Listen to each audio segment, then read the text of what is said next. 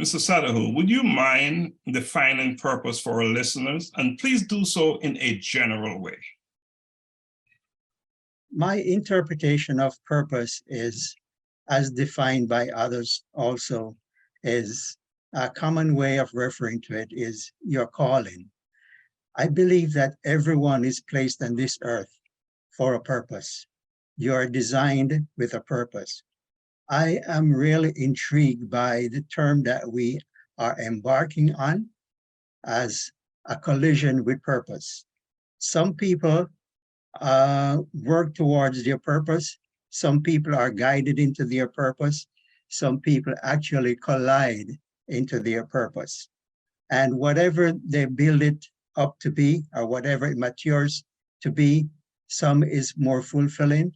But my general thought about purpose is that you can have more than one purpose. You can have many purposes.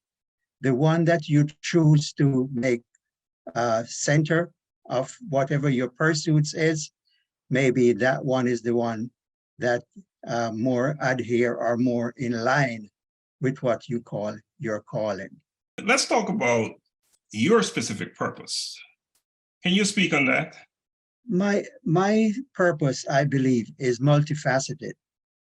The one that I'm pursuing now that I want to keep first and foremost is my relationship or my service to humanity. I have worn many hats in my lifetime. When I left high school, I was lucky to walk into a job, and I was not embarking on this as a career. It turned out to be a seasonal job. Then I later joined the government services.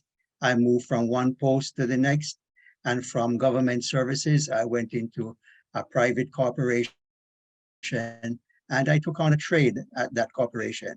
That trade, I have grown to like that trade, and I have had benefits from that trade up until this point. But now in the latter stages of my life, my children are grown, I have grown grandchildren. I want to devote my life to something for humanity in general.